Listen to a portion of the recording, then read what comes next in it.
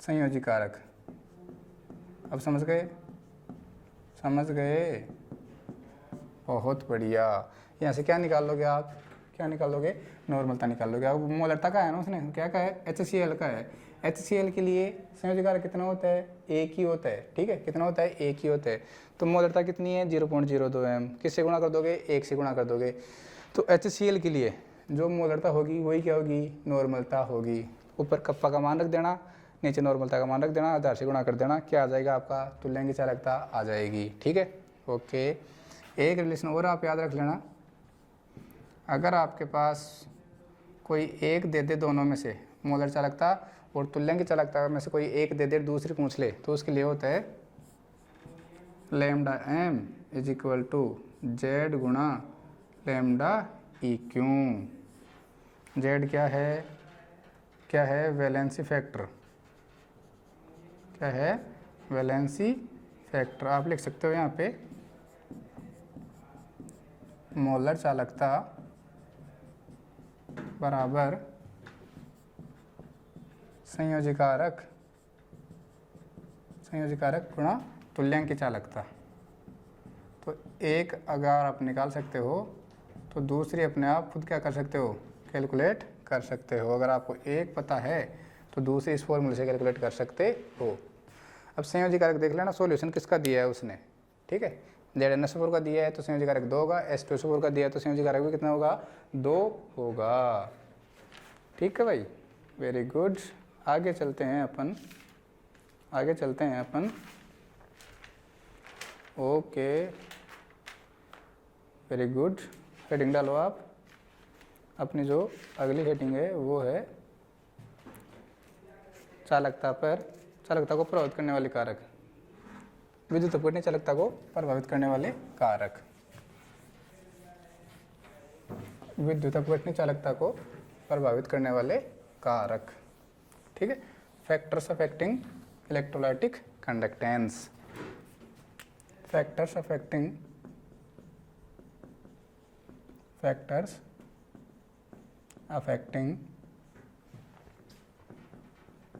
Electrolytic conductance. Factors affecting electrolytic conductance. विद्युत अपघटनीय चालकता को विद्युत अपघटनीय चालकता को प्रभावित करने वाले कारक। प्रभावित करने वाले कारक। ठीक, विद्युत अपघटनीय चालकता को प्रभावित करने वाले कारक। सबसे पहला इंटरआयनिक इंटरेक्शन। इंटरआयनिक इंटरेक्शन, समझ गए? अंतरायनिक अन्योन्य क्रिया, अंतरक्रिया। आपके पास अगर कोई आयन फ्री होगा तो इजीली मूव करेगा, आसानी से मूव करेगा, आसानी से चलेगा।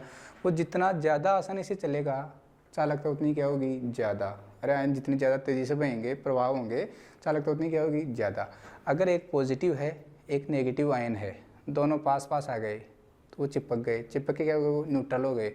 तो मेरा कहने का मतलब यह है कि अपोजिट चार्ज जो आयन होते हैं उनके बीच में इंटरेक्शन पाया जाता है। तो जो आपकी इलेक्ट्रोलाइटिक कंडक्टेंस है उसकी वैल्यू ज़्यादा हो, उसके लिए क्या ज़रूरी है कि इंटरआयनिक जो अट्रैक्शन है या फिर जो इंटरआयनिक इंटरेक्शन है वो कम से कम होना चाहिए। ठीक है, इंटरआयनिक इंटरेक्शन जितने कम होंगे कंडक्टेंस उतनी क्या होगी? ज़्यादा होगी। इंटरआयनिक इंटरेक्शन जितने कम होंगे कंडक्टेंस उतनी क्या होगी? ज़्यादा होगी। समझ में आ गया? Very good. आगे चलते हैं अपना दूसरा पॉइंट की तरफ, जिसका है नाम है सॉल्वेशन या हाइड्रेशन। सॉल्वेशन या फिर हाइड्रेशन। समझ गए? आपके पास कोई एक आयन है, Na+ ही ले लेते हैं अपन। ठीक है, ये आयन है। अगर आपने इसको कोई सॉल्वेंट में डाल दिया, किस में डाल दिया? सॉल्वेंट में। तो सॉल्वेंट के मॉलिक्यूल इस आयन को चारों तरफ से घेर लेंगे, इसको पकड़ लेंगे चारों तरफ से। ठीक है। तो ये क्या हो जाएगा, भारी हो जाएगा। फिलहाल तो ये क्या है, फ्री है, एकदम फ्री है, ठीक है, हल्का है। लेकिन जैसे ही आपने इसको किसी सॉल्वेंट में डाला तो क्या होगा, जो सॉल्वेंट के मॉलिक्यूल्स हैं, जो सॉल्वेंट के मॉलिक्यूल हैं वो इसको क्या कर लेंगे, घेर लेंगे, इसको जकड़ लेंगे, जिससे ये क्या हो जाएगा, इससे क्या हो जाएगा, बड़ा हो जाएगा थोड़ा सा। अब इसके चलने की जो टेंडेंसी है वो क्या हो जाएगी, थोड़ी धीरे हो जाएगी, रिटार्डेशन आ जाएगा, इसकी जो स्पीड है उसमें क्या आ जाएगा, रिटार्डेशन आ जाएगी, जिसकी वजह से जो कंडक्टेंस है वो क्या हो जाएगी, डिक्रीज हो जाएगी। अगर सॉल्वेंट क्या होता है, अगर सॉल्वेंट पानी होता है, ठीक है, जल होता है, तो उस प्रोसेस को आप क्या कहोगे, हाइड्रेशन। क्या कहोगे, हाइड्रेशन। ध्यान रखना, अगर किसी आयन के ऊपर, अगर किसी आयन के ऊपर सॉल्वेंट के मॉलिक्यूल उसको चिपक जाते हैं, चारों तरफ से घेर लेते हैं, तो उस प्रक्रिया को क्या कहोगे आप, सॉल्वेशन कहोगे। अगर सॉल्वेंट के रूप में आपके पास क्या है, पानी है, सॉल्वेंट के रूप में क्या है, पानी है, तो उस प्रोसेस क्या कहोगे आप, हाइड्रेशन कहोगे, ठीक है। तो जैसे ही हाइड्रेशन होगा, इसके पास क्या चिपक जाएंगे, पानी के अणु चिपक जाएंगे। देखो क्या होगा, पानी में ऑक्सीजन और हाइड्रोजन में किसकी इलेक्ट्रॉनिक ज़्यादा है, ऑक्सीजन की, तो ये नेगेटिव, ये पॉजिटिव। क्या होगा, इंटरेक्शन होगा क्या, वेरी गुड, ये लो। ऐसे बहुत सारे पानी के जो अणु हैं वो एक विपरीत आवेशित आयन को क्या कर लेंगे, चारों तरफ से घेर लेंगे, जिससे अब ये जो आयन था पहले फ्री था, अब क्या हो गया, ये सोलवेटेड हो गया। कैसे हो गया, सोलवेटेड हो गया, हाइड्रेटेड हो गया। ये कैसा हो गया, हाइड्रेटेड आयन हो गया, जिसकी वजह से क्या हो गया, भारी हो गया। तो अभी ये थोड़ा धीरे चलेगा, धीरे चलेगा तो कंडक्टेंस क्या हो जाएगी, डिक्रीज हो जाएगी। ध्यान रखना, ठीक है, क्या हो जाएगी, डिक्रीज हो जाएगी। तो मैं आपको पूछूं, क्वेश्चन बताना, आपके पास एक क्वेश्चन है,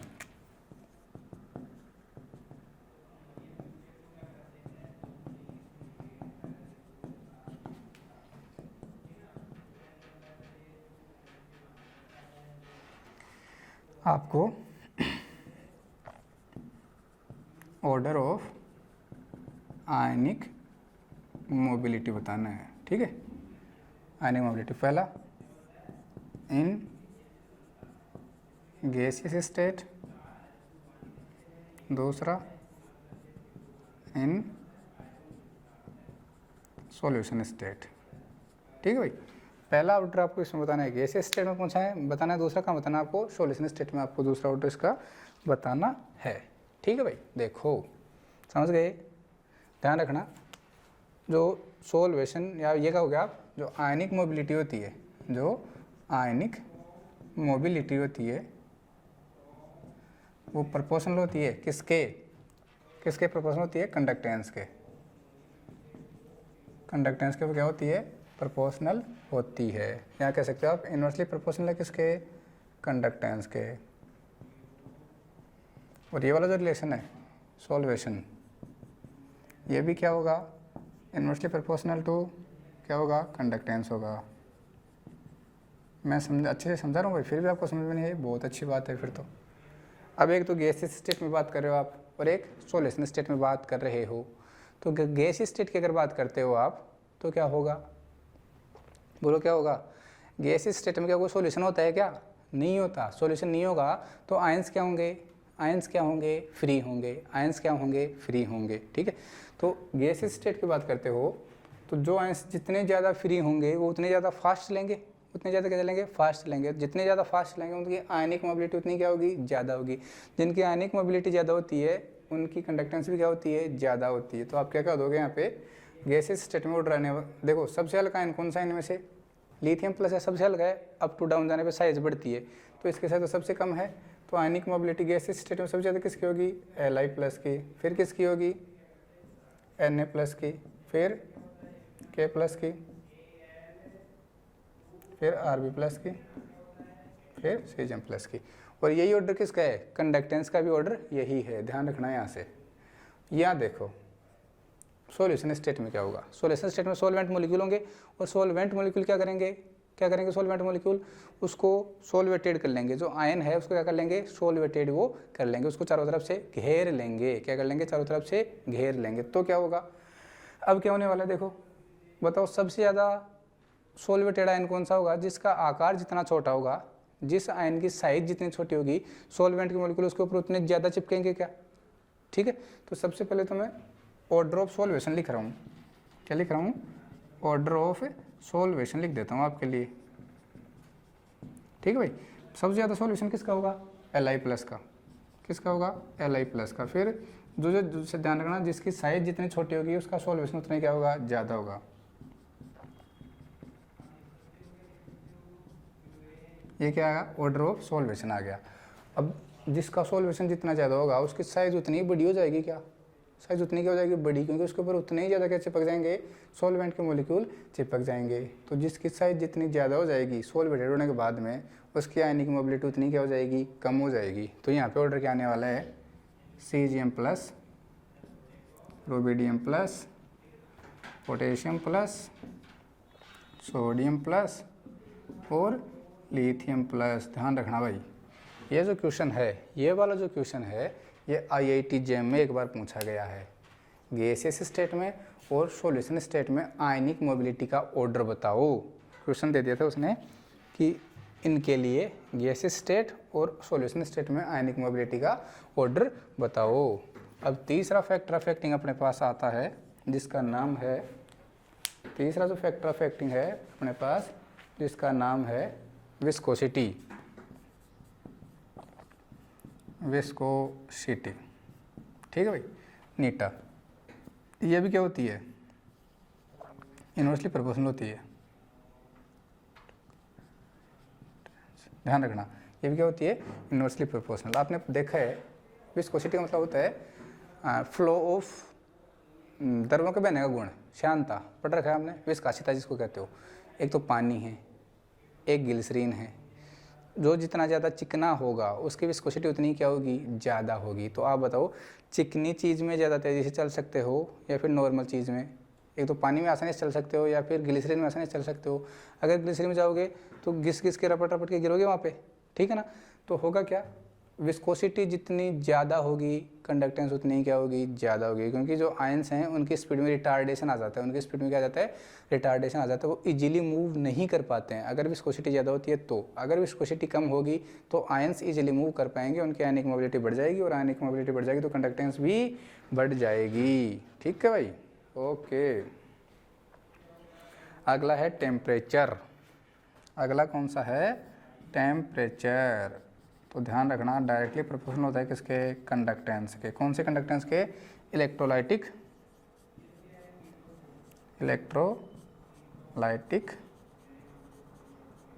कंडक्टेंस के डायरेक्टली प्रोपोर्शनली होता है। जब अपन ने चैप्टर की स्टार्टिंग की थी, इस इलेक्ट्रोकेमिस्ट्री की स्टार्टिंग की थी, तो मैं अपने कहा था कंडक्टेंस 3 टाइप की होती है, मेटलिक कंडक्टेंस, इलेक्ट्रोलाइटिक कंडक्टेंस और मिक्स्ड कंडक्टेंस। ठीक है, ये कहा था effect of temperature vary very important है। जो इलेक्ट्रॉनिक कंडक्टेंस थी, जिसको आप मेटलिक कंडक्टेंस भी कहते हो, वो टेम्परेचर इंक्रीज करने पे डिक्रीज होती है, और जो इलेक्ट्रोलाइटिक कंडक्टेंस थी, जिसको आप आयनिक कंडक्टेंस भी कहते हो, वो टेम्परेचर इंक्रीज करने पे इंक्रीज होती है। तो आपने लिख दिया यहाँ पे डायरेक्टली प्रोपोर्शनल ये टेम्परेचर के होती है। अगला जो है वो है effect of dilution. Very very very important, ध्यान रखना भाई। अगला जो पॉइंट है, एक और लिख सकते हो आप, प्रेशर। उसको भी क्या कर लेना आप, इन्वर्सली प्रोपोर्शनल लिख लेना। इलेक्ट्रोलाइटिक कंडक्टेंस के इन्वर्सली प्रोपोर्शनल आप लिख लेना। ठीक है भाई, ये 5 तो ये हो गए। और छठवा है वेरी वेरी इंपॉर्टेंट, बहुत ही ज़्यादा इंपॉर्टेंट है छठवा। क्या है, effect of dilution. Effect of dilution क्या कहते हो आप, तनुता का प्रभाव। तनुता का प्रभाव। तो ध्यान रखना, on increasing dilution specific conductance decreases while molar conductance as well as equivalent conductance increases. दिमाग में बैठा के रख लेना इस चीज़ को कि तनुकरण करने पर विशिष्ट चालकता तो घटती है और मोलर चालकता और तुल्यंक चालकता बढ़ती है। विशेष चालकता होती है एक पर यूनिट जो वॉल्यूम होती है आपके पास, इकाई आयतन होता है, उसमें जो चालकता होगी वो घट जाती है, क्योंकि आयनों की संख्या वहाँ पे घट जाती है। ठीक है, इसलिए ध्यान रखना। मैंने क्या कहा, on increasing dilution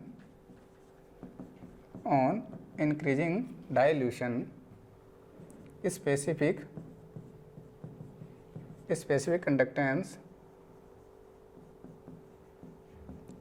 conductance decreases while molar conductance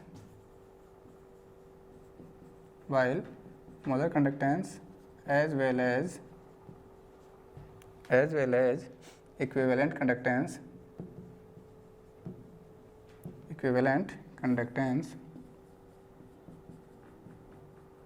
increases। ध्यान रखना भाई, ठीक है। On increasing dilution, specific conductance decreases while molar conductance as well as specific equivalent conductance increases। समझ में आ गया? विशिष्ट चालकता तो घटती है और मोलर चालकता और तुल्यांक चालकता बढ़ती है। बोले क्यों घटती है? तो अभी मैंने बताया था ना, तो विशिष्ट चालकता होती है वो पर यूनिट वॉल्यूम निकाली जाती है, इकाई आयतन में, ठीक है। जैसे आप डाइल्यूट करोगे तो जो पहले आयन थे उनकी संख्या घट जाती है, पर यूनिट वॉल्यूम में आयन्स की संख्या घट जाती है। इकाई आयतन में आयनों की संख्या घटने की वजह से क्या हो जाता है? विशिष्ट चालकता तो घट जाती है और ओवरऑल आयनों की संख्या बढ़ जाती है। ओवरऑल आयनों की संख्या बढ़ जाती है, जिसकी वजह से मोलर चालकता और तुल्यक की चालकता के मान क्या हो जाते हैं? बढ़ जाते हैं, ठीक है भाई। तो ये आपके फैक्टर्स ऑफ एक्टिंग हो गए क्या? इलेक्ट्रोलाइटिक कंडक्टेंस के। इसमें आप एक और देख लो, यहाँ पे कोल-राउश इक्वेशन होती है, ठीक है, जिसका वो होती है lambda M is equal to lambda infinite M minus का बी रूट सी। ध्यान रखना, इसको बोलते हैं कोल-राउश इक्वेशन।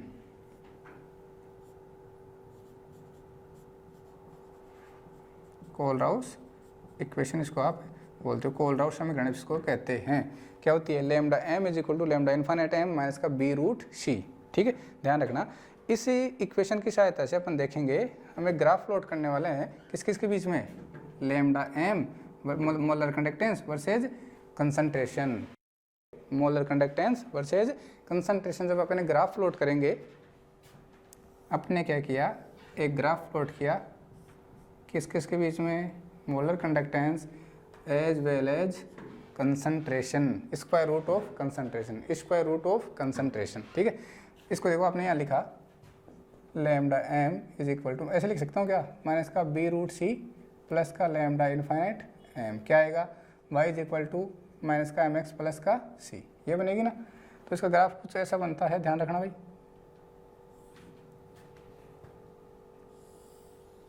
ये वाला ग्राफ बनता है इसका, ऐसे वाला, ठीक है। कैसे वाला? ऐसे वाला ग्राफ बनता है। ये तो आपका क्या है? ये तो क्या है? आपकी मोलर कंडक्टेंस है, ठीक है। ये तो क्या है? मोलर कंडक्टेंस है। और ये क्या है? कंसंट्रेशन। क्या है? कंसंट्रेशन, ठीक है। तो इधर तो क्या इंक्रीज हो रही है? इधर तो क्या इंक्रीज हो रही है? कंसंट्रेशन। और इधर पीछे की तरफ क्या इंक्रीज हो रही है? डाइल्यूशन। अरे इधर तो डाइल्यूट है सॉल्यूशन, या तो पूर्ण रूप से डाइल्यूट है, ठीक है, कंप्लीटली क्या है? डाइल्यूटेड है। लेकिन जैसे जैसे आप लेफ्ट टू राइट मूव कर रहे हो, क्या हो रहा है? कंसंट्रेशन इंक्रीज हो रही है, कंसंट्रेशन इंक्रीज हो रही है, डाइल्यूशन डिक्रीज हो रहा है। तो ये ग्राफ बनता है ऐसा, ये y is equal to minus का एम एक्स प्लस का होता है ऐसा। तो ये जो ग्राफ आया, ये जो स्ट्रेट लाइन आई है, ये तो आई है for strong electrolyte, for strong electrolyte. और ये जो कर्व आया है नीचे वाला, ये किसके लिए आया है? For weak electrolyte. ध्यान रखना। अब देखो आगे हमने क्या किया, ध्यान से देखना भाई। हम क्या पढ़ रहे हैं? Effect of dilution. डाइल्यूशन का इफेक्ट पढ़ रहे हैं किसके ऊपर? कंडक्टेंस के ऊपर, मोलर कंडक्टेंस के ऊपर देख लेते हैं। तो डाइल्यूशन के लिए तो आप इधर आओगे, क्या इधर क्या इंक्रीज हो रही है? इधर क्या इंक्रीज हो रही है? डाइल्यूशन। इधर क्या इंक्रीज हो रही है? डाइल्यूशन। उधर क्या इंक्रीज हो रही है? कंसंट्रेशन। तो आप देखो, जैसे जैसे डाइल्यूशन इंक्रीज करते जा रहे हो, तो जो मोलर कंडक्टेंस है आपकी, एक मिनट, पहले वाला सही था, ठीक है। जैसे जैसे डाइल्यूशन इंक्रीज करते जा रहे हो तो जो मोलर कंडक्टेंस आ रही है किसके लिए, वीक इलेक्ट्रोलाइट, पहले स्ट्रॉन्ग इलेक्ट्रोलाइट के लिए देखो, ऑन इंक्रीजिंग डाइल्यूशन, देखो एकदम से कितना तेज़ी से बढ़ रही है, देखो कितना तेज़ी से बढ़ रही है मोलर कंडक्टेंस।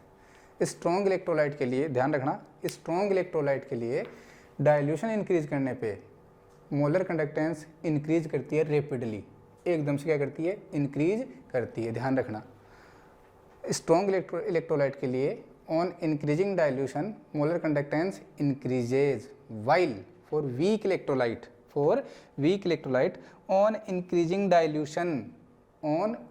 डाइल्यूशन क्या हो रहा है, देखो पहले तो धीरे धीरे बढ़ रही है, बिल्कुल धीरे धीरे नए के बराबर बढ़ रही है कंडक्टेंस, लेकिन एक टाइम ऐसा आएगा जब जो वीक इलेक्ट्रोलाइट हैं उनकी कंडक्टेंस है, मोलर कंडक्टेंस वो सडनली इंक्रीज हो जाएगी।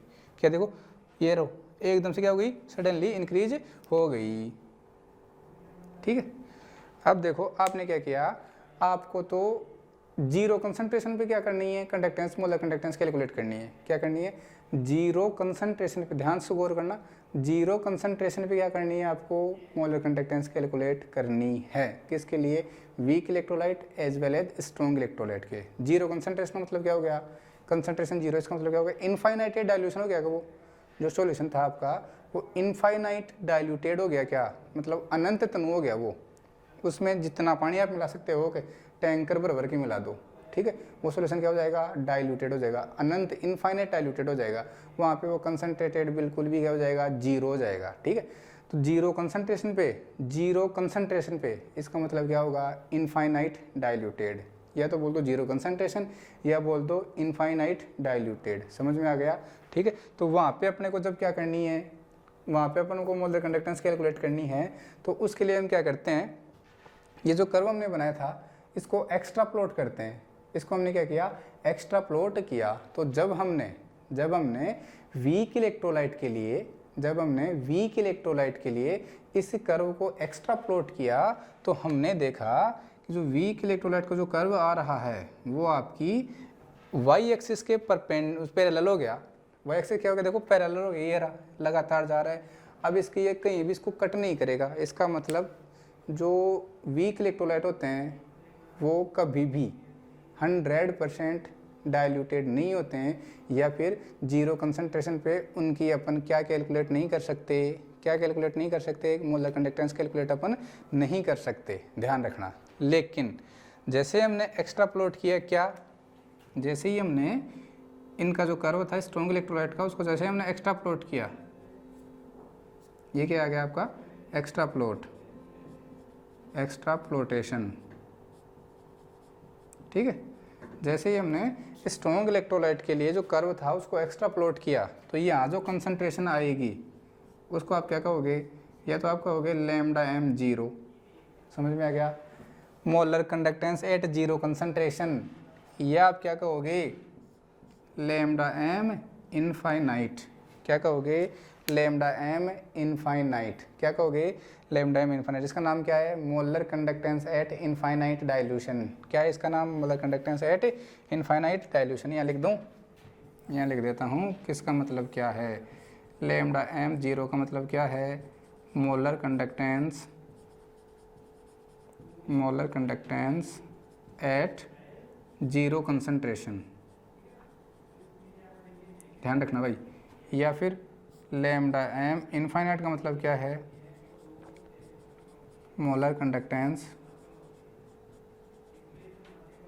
एट इनफाइनाइट डाइल्यूशन,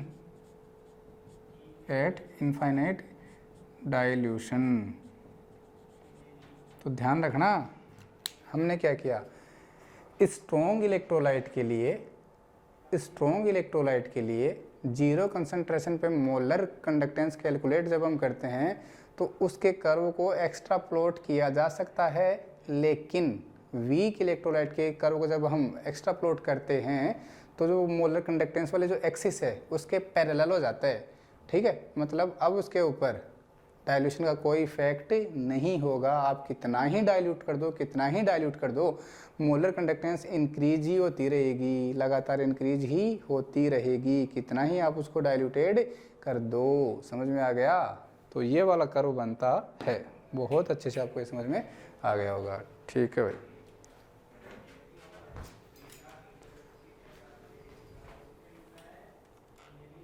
तो देखिए स्टूडेंट्स, अपन ने फैक्टर्स अफेक्टिंग इलेक्ट्रोलाइटिक कंडक्टेंस पढ़ ली थी।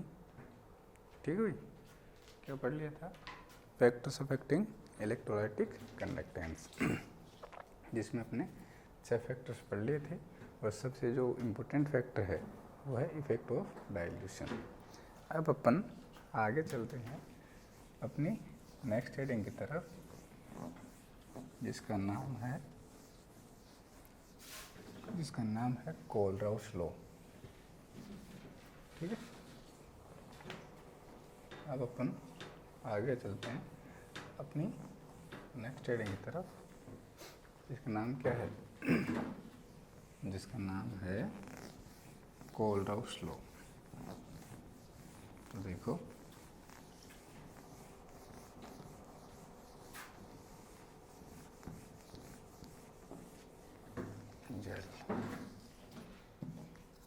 ये है अपनी हेडिंग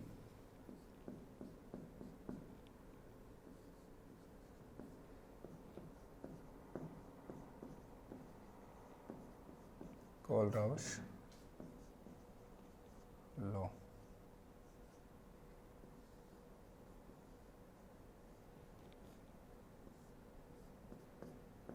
ठीक है भाई, कोलराउस लॉ बहुत ही इम्पोर्टेंट है, बहुत ही इजी है। एक बार अपन इसको पढ़ लेते हैं, एक न्यूमेरिकल इसके ऊपर अपन कर लेंगे। ठीक है, ओके। तो देखो, ये ऐसे बोलता है, पहली बात तो ध्यान रखना, ये जो लॉ है ये बहुत strong as well as weak, दोनों इलेक्ट्रोलाइट के ऊपर ये क्या होता है? एप्लीकेबल होता है। ध्यान रखना, ये लॉ स्ट्रॉन्ग इलेक्ट्रोलाइट और वीक इलेक्ट्रोलाइट दोनों के ऊपर क्या होता है? लागू होता है। ठीक है, और ये जो लॉ है ओनली फॉर इनफाइनाइट डाइल्यूशन पे ही लागू होता है। ध्यान रखना, ये जो नियम है ये अनंत तनुता पर ही लागू होता है। क्या कहता है ये नियम? ऐसे कहता है कि इस नियम के अनुसार अनंत तनुता पर किसी विद्युत अपघट्य की मोलर चालकता, ठीक है, अनंत तनुता पर किसी विद्युत अपघट्य की मोलर चालकता उस विद्युत अपघट्य के अवयवी आयनों की अनंत तनुता पर मोलर चालकताओं के योग के बराबर होती है। फिर से रिपीट कर देता हूँ, किसी विद्युत अपघट्य की अनंत तनुता पर मोलर चालकता उस विद्युत अपघट्य के अवयवी आयनों की अनंत तनुता पर मोलर चालकताओं के योग के बराबर होती है। ठीक है, जैसे आपके पास एक इलेक्ट्रोलाइट है HCl। कौन सा इलेक्ट्रोलाइट है? HCl। ठीक है, तो इसकी अनंत तनुता पर जो मोलर चालकता होगी लैम्डा इन्फिनिट HCl, ये मोलर चालकता है किसकी? अनंत तनुता पर HCl की। तो ये किसके बराबर होगी? HCl किससे मिलकर बना है? H प्लस और Cl माइनस से। तो क्या कहोगे? Lambda infinite H plus plus lambda infinite Cl minus. तो हमने क्या कहा? Molar conductance at infinite dilution of any electrolyte is the sum of their constituent ions. ठीक है, या फिर आप ऐसे कह सकते हो, molar conductance at infinite dilution of electrolyte is equal to the molar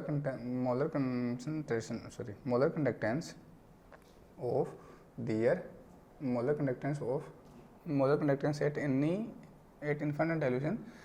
मैं लिख देता हूँ, चलो क्या बोलते हैं ये? Molar conductance of any electrolyte eight infinite dilution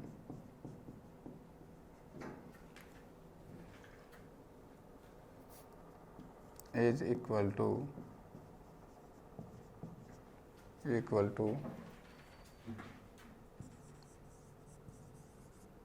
molar conductance of, या फिर molar conductance at infinite dilution of the constituent ions of या फिर of the sum of constituent ions of the electrolyte। कोई एक इलेक्ट्रोलाइट है, उस electrolyte पे की इनफाइनाइट डाइल्यूशन पे जो कंसंट्रेशन होगी वो उसी इलेक्ट्रोलाइट के कंस्टिट्यूएंट आयंस की इनफाइनाइट डाइल्यूशन पे मोलर कंडक्टेंस के योग के सम के बराबर होगी। ऐसे दूसरा एग्जांपल देखो आप, for example lambda infinite calcium chloride की क्या करनी है आपको, कैल्शियम क्लोराइड की चेक करनी है, ठीक है। तो देखो क्या लिखोगे, कैल्शियम क्लोराइड क्या होता है, Ca+2 plus twice of Cl-। आप लिखोगे lambda infinite calcium +2 plus 2 into lambda infinite Cl-। ध्यान रखना भाई 2 इंटू Cl- लिखना है क्योंकि यहाँ पे 2Cl- है, इसलिए। एक और देख लो आप एग्जांपल, लैम्डा इनफाइनाइट Al2SO4 का होल थ्राइस, एल्यूमिनियम सल्फेट का लिखना है अपने को। तो क्या लिखोगे, ये क्या होता है Al2SO4 का होल थ्राइस, क्या लिखोगे twice of Al+3 plus thrice of SO4 2-। तो क्या लिख दोगे, twice of lambda infinite Al+3 plus thrice of lambda infinite SO4 2-। तो यह हो गई आपकी होल्ड-राउश लॉ। ऐसे आप किसी के लिए भी इसको एप्लीकेबल कर सकते हो। अब एक क्वेश्चन मैं आपको करवा देता हूँ यहाँ पे, ठीक है। एक क्वेश्चन अपने यहाँ पे कर लेते हैं। क्वेश्चन है, क्वेश्चन देख लेते हैं एक बार। क्वेश्चन है, एक minute, molar conductance at infinite dilution of, question है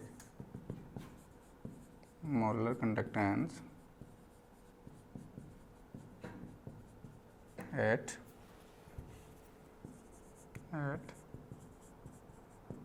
infinite dilution of Na2SO4 K2SO4 KCl HCl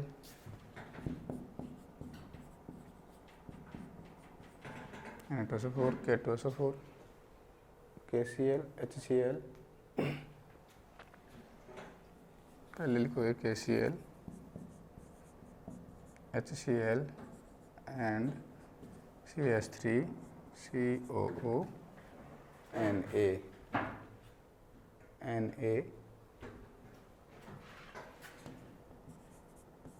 R। अब इनकी वैल्यूज़ गिवन है, लिख देता हूँ मैं वो क्या क्या है। 260 308 150 260 308 150, ठीक है। 426 एंड 105 426 एंड 105 पर ओम सेंटीमीटर स्क्वायर पर मोल, ये तो थी respectively.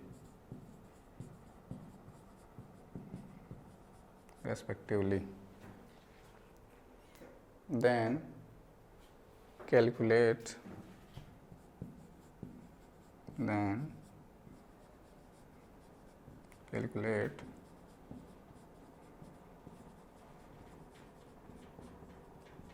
molar conductance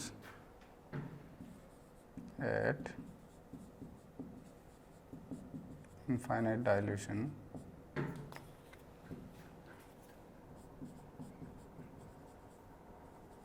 of formic acid, किसका पूछा है उसने? फॉर्मिक एसिड की मोलर कंडक्टेंस पूछी है। इसको मैं रफ कर देता हूँ, ठीक। ये कर सकते हो क्या? कर सकते हो? कर सकते हो क्या? अरे बोल भी दो। अगर कर सकते हो तो करो, ठीक है। देख लेते हैं क्या पूछा उसने, क्या पूछा है? फॉर्मिक एसिड ही पूछा भाई। ओके, ऑप्शन दे दूँ? ऑप्शन दे दूँ? लो ऑप्शन लो। ऑप्शन ए 381, ऑप्शन बी है 429, ऑप्शन सी है 405, ऑप्शन डी है 531। कर लोगे? यूनिट तो यही है कि आपकी पर ओम सेंटीमीटर स्क्वायर पर मोल। तो करो जब तक हम करते हैं इसको, ठीक है। ओके, देखो क्या क्या दिया उसने, छोड़ो उनको। तो अब क्या पूछ रहा है? फॉर्मिक एसिड, ठीक है। क्या पूछा उसने? Lambda infinite of formic acid. Formic acid क्या होता है? HCOOH, यही होता है। ये क्या लिखोगे आप? Lambda infinite of H plus plus lambda infinite of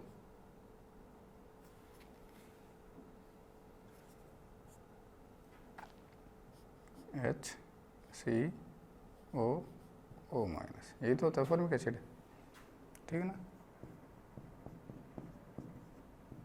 यह होता है फॉर्मिक एसिड। H प्लस चला गया तो HCOO माइनस बच गया, ठीक है। ओके, अब आपको ये देखना है कि ये जो सॉल्यूशंस हैं या फिर ये जो इलेक्ट्रोलाइट्स हैं, इनको आप इस टाइप से जोड़ो या घटाओ कि आपको क्या मिल जाए? क्या मिल जाए? फॉर्मिक एसिड मिल जाए। तो देखो क्या करें अपन। एक तो आपका ये है, ठीक है। ओके, तो क्या करोगे बोलो? क्या करोगे?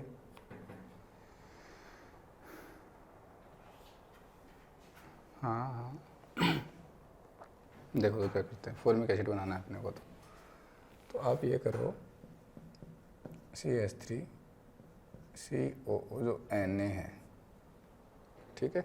इसकी रिएक्शन किससे करवा दो? एक बार आप HCl से करवा दो, तो क्या बन जाएगा?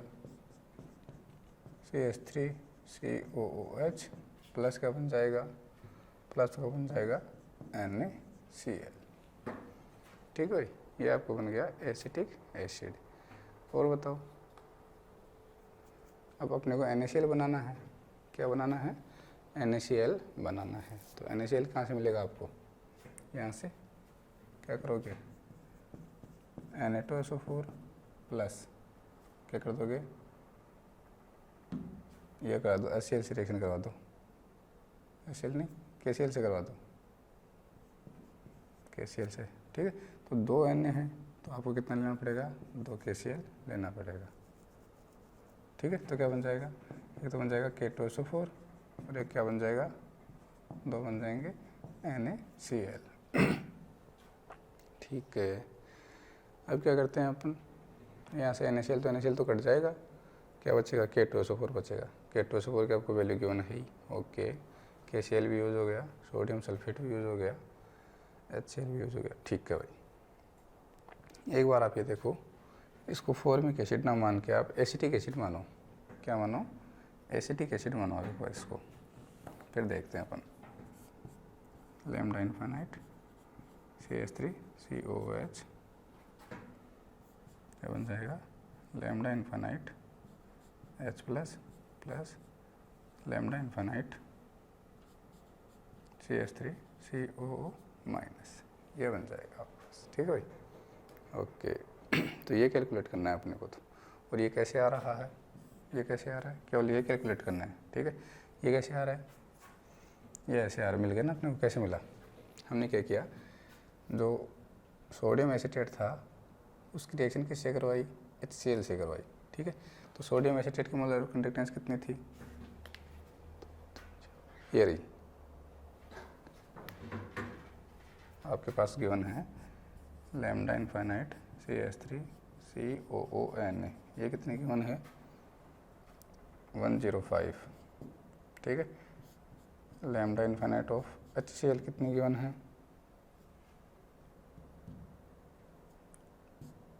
150। ठीक है, दोनों को ऐड कर दोगे, ऐड हो रहे हैं ना दोनों को हमने क्या किया, ऐड कर दिया। जैसे ही हमने ऐड किया क्या बना आपके पास, ये बन गया 255 बन गया। ठीक है,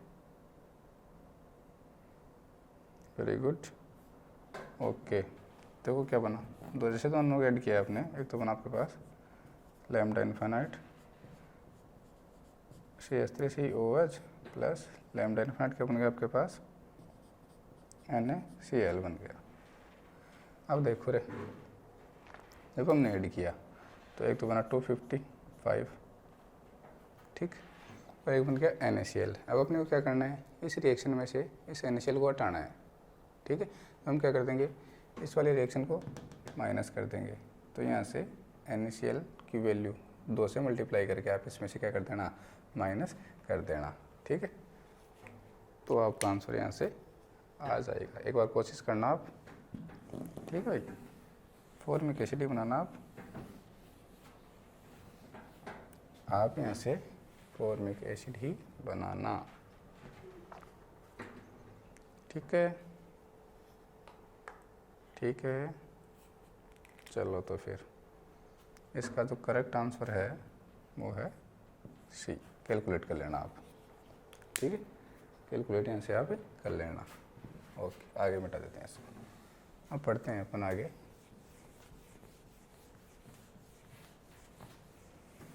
अब अपन आगे पढ़ते हैं। देखो रे, दूसरा क्वेश्चन और देख लो, एक क्वेश्चन और देख लो।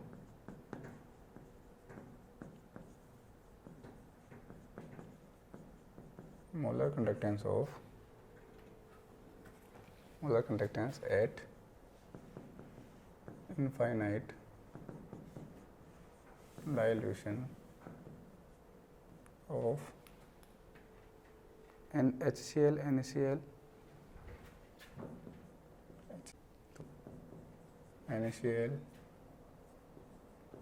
and sodium acetate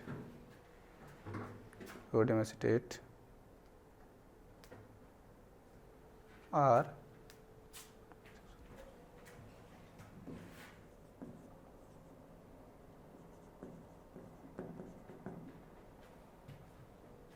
एक मिनट, इसमें वैल्यू देख लेता हूँ मैं।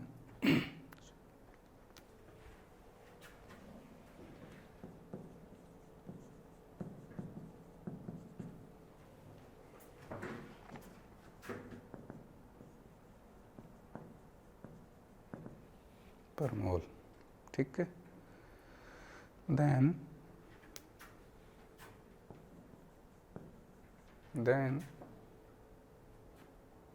calculate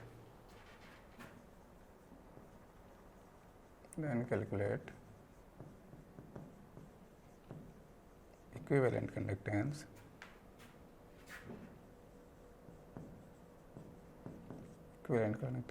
at infinite dilution,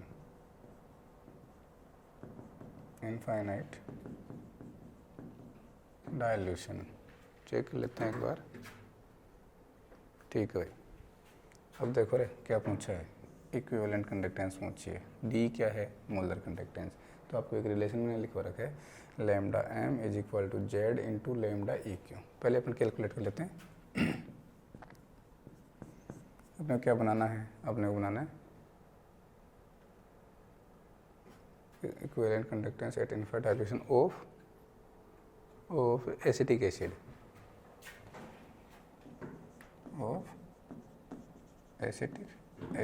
ठीक है। तो अपने को एसिटिक एसिड बनाना है। कैसे बनेगा एसिटिक एसिड, देखो क्या करोगे आप, CH3COON, इसकी रिएक्शन किससे कराओगे आप, इसकी रिएक्शन कराओगे HCl से, ठीक है। ये क्या बना लेगा, ये बना लेगा आपका CH3COOH प्लस क्या बना लेगा, NaCl बना लेगा, ठीक है। अब क्या कर दोगे आप, इसमें से अगर आप NaCl का माइनस कर दोगे तो क्या बन जाएगा आपका, ये बन जाएगा। ठीक है, ठीक है भाई, यही करना है अपने को। तो क्या करना है, आप लिखोगे lambda infinite CH3COO Na plus lambda infinite HCl is equal to lambda infinite plus lambda infinite NaCl। तो इन दोनों को ऐड करना है पहले तो अपने को, फिर ऐड करने के बाद में इसमें से क्या माइनस करना है, आप ऐसे लिख सकते हो लगातार ही, माइनस लैम्डा इनफाइनाइट NaCl, ये क्या देंगे आपको, लैम्डा इनफाइनाइट CH3COH, ये देंगे। एसिटिक एसिड का कितना है, एसिटिक एसिड का है 78.5, ठीक है। HCl का कितना है 380.5 माइनस NaCl का कितना है 109, माइनस करना है तो आपको ये मिल जाएगा। ठीक है, करो, कर लोगे।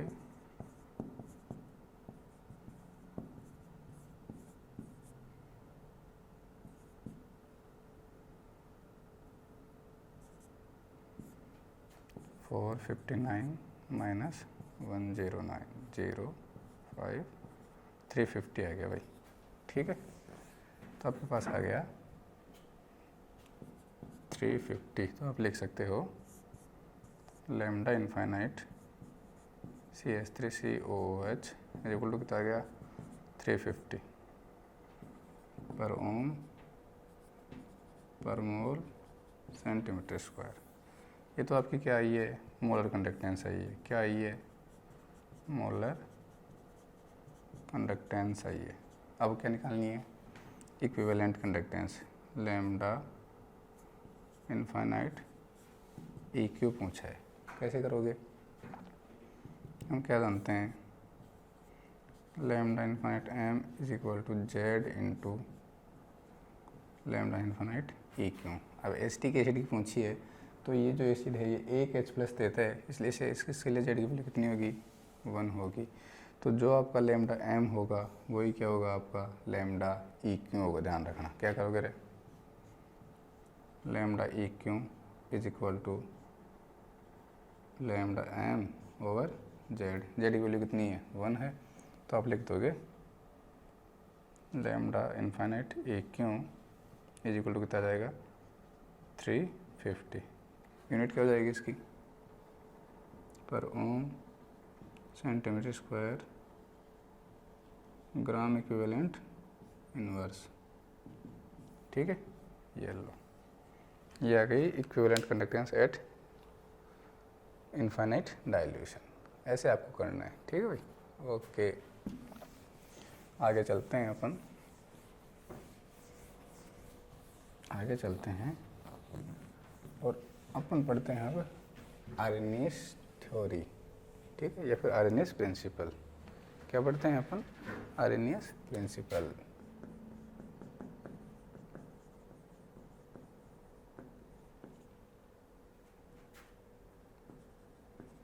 आर्हेनियस प्रिंसिपल, ठीक है, आर्हेनियस प्रिंसिपल किसके लिए, जो डिसोसिएशन करवाते हो आप इलेक्ट्रोलाइट का उसके लिए। पहला पॉइंट देखना इसका, ये क्या कहता है, ये ऐसे कहता है जब आप किसी इलेक्ट्रोलाइट को वाटर में डिजोल्व करते हो, ठीक है, तो वो आयंस में ब्रेक हो जाता है। जब आप किसी भी दो तपकट्टे को पानी में घोलते हो तो वो आयनों में टूट जाता है।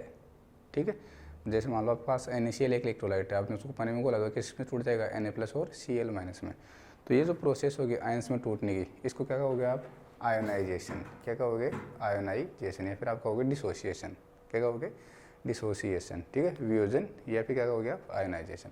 तो फर्स्ट पॉइंट क्या है इस थ्योरी का, इस थ्योरी का फर्स्ट पॉइंट ये है कि जब आप किसी इलेक्ट्रोलाइट को डिजोल्व करते हो पानी में तो वो आयंस में ब्रेक हो जाता है। इस प्रोसेस को आप क्या कहोगे, आयोनाइजेशन। ठीक है भाई, इसका जो दूसरा पॉइंट है वो ये कहता है कि जो आपका इलेक्ट्रोलाइटिक सॉल्यूशन है, जो आपका इलेक्ट्रोलाइटिक सॉल्यूशन है, उस इलेक्ट्रोलाइटिक सॉल्यूशन में जो डिसोसिएटेड आयंस हैं और जो अनडिसोसिएटेड मॉलिक्यूल है, जो डिसोसिएटेड आयंस हैं, देखो पहला मॉलिक्यूल, पहला स्टेटमेंट क्या कहते हैं, आपने एक इलेक्ट्रोलाइट था, उसको क्या किया, उसको पानी में जैसे ही डिसोल्व किया तो आयंस में ब्रेक हो गया, ठीक है।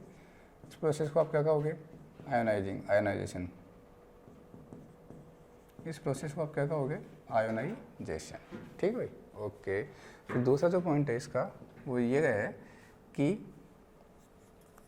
दिया रहा दूसरा पॉइंट, ये दूसरा पॉइंट भी यही है भाई, ठीक है। दूसरा पॉइंट ये कहता है कि जो आपका इलेक्ट्रोलाइटिक सॉल्यूशन है, आपका जो इलेक्ट्रोलाइटिक सॉल्यूशन है, उस इलेक्ट्रोलाइटिक सॉल्यूशन में जो अनडिसोसिएटेड मॉलिक्यूल हैं, अनडिसोसिएटेड मॉलिक्यूल, ये मॉलिक्यूल आयंस नहीं है, ध्यान रखना, ये क्या है आपका अनडिसोसिएटेड मॉलिक्यूल, ठीक है। ये क्या है, अनडिसोसिएटेड मॉलिक्यूल है, और ये क्या है, आयंस हैं, ये क्या है, आयंस हैं। तो ये कहा जाता है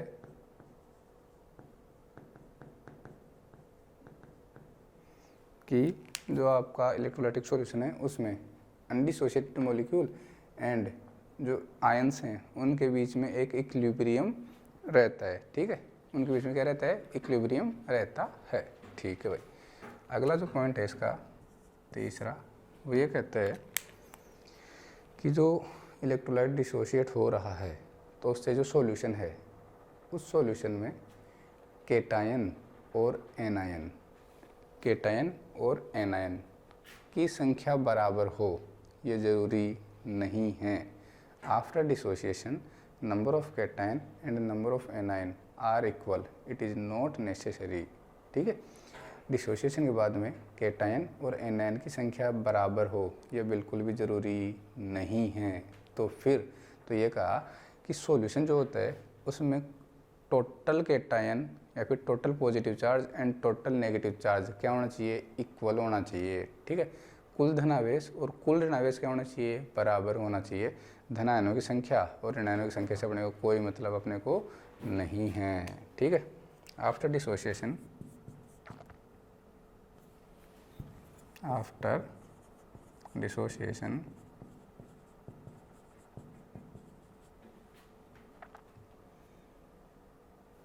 total number of cation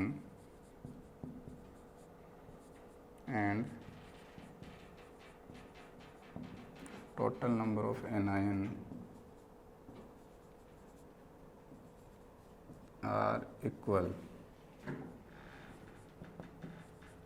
it is not necessary, ठीक है। It is not necessary, but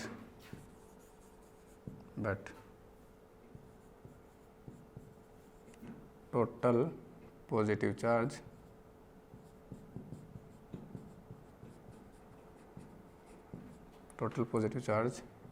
and total negative charge must be equal. ध्यान रखना भाई, जो सॉल्यूशन होगा उसमें केटायन और एनायन की संख्या बराबर हो ज़रूरी नहीं है, लेकिन कुल पॉजिटिव चार्ज और कुल नेगेटिव चार्ज बराबर होना ही चाहिए। फॉर एग्जांपल देखना इसका आप, ठीक है। एग्जांपल है लैम्डा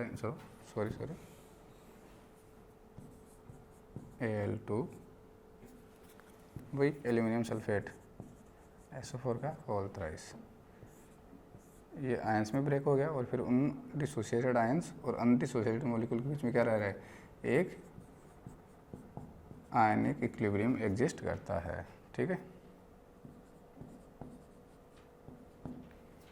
नंबर ऑफ केटायन बताओ,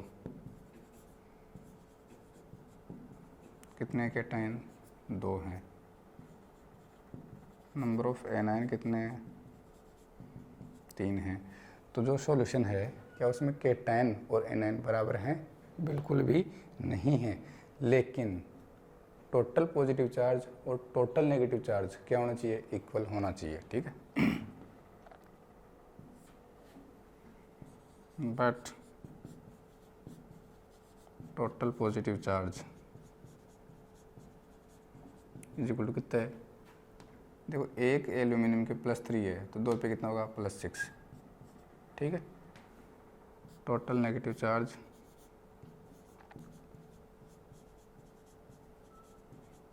ये कितना है? देखो एक सल्फेट पे 2 माइनस है तो 3 पे कितना होगा? -6। देखो रे, टोटल पॉजिटिव चार्ज और टोटल नेगेटिव चार्ज क्या है? इक्वल हैं। क्या है? इक्वल हैं। आप चाहो तो यहाँ पे प्लस माइनस यूज़ मत करो, ठीक है भाई। 6 हैं। तो यही मैंने कहा था कि after dissociation number of cation and number of anion equal हो, ये बिल्कुल भी ज़रूरी नहीं है।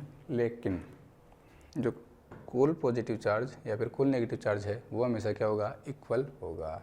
और देखो एक पॉइंट और देख लो इसका जो एक लास्ट पॉइंट वो ये बोलता है कि जो सॉल्यूशंस है जिसमें इलेक्ट्रोलाइट एग्जिस्ट कर रहे हैं डिसोसिएशन के बाद में, तो अगर आप उसमें इलेक्ट्रोड लगा देते हो, क्या लगा देते हो? इलेक्ट्रोड लगा देते हो, तो क्या होता है? तो जो अपोजिटली चार्ज आयंस हैं, जो अपोजिट चार्ज आयंस हैं वो अपोजिट इलेक्ट्रोड की ओर मूव करने लगते हैं। क्या? Opposite charge ions opposite electrode की ओर मूव करने लगते हैं। मान लो यहाँ पे जो एनोड है वो पॉजिटिवली चार्ज है और कैथोड कैसा है? नेगेटिवली चार्ज है, ठीक है। अब हमने क्या किया? उसमें एक इलेक्ट्रोलाइट डाल दिया, मान लो NaCl, तो NaCl डिसोशिएट हो गया Na+ और Cl- में, या फिर ये मान लो अब तो यही है अपना, तो एल्यूमिनियम सल्फेट ही है। अब जो आपका एनोड है वो कैसा है? एनोड कैसा है? Positively charge.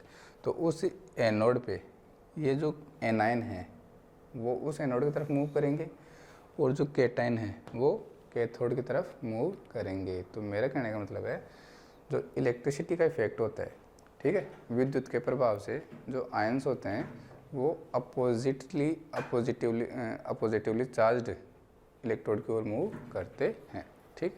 तो ये आपके हो गया आर्रहीनियस प्रिंसिपल। इतने ही पॉइंट थे इसके, वो ख़त्म हो गया है, ठीक है भाई। अब एक और इम्पोर्टेंट यहाँ पे थ्योरी आती है।